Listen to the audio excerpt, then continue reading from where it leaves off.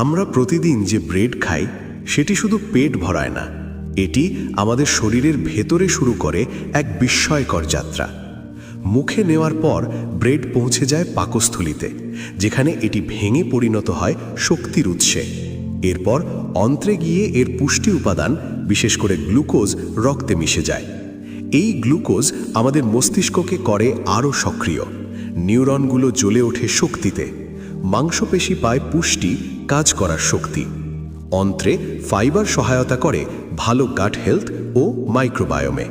শরীরের প্রতিটি কোষে ছড়িয়ে পড়ে এনার্জি, আমরা অনুভব করি চাঙা ভাব। তবে অতিরিক্ত ব্রেড খেলে হতে পারে কিছু সমস্যা।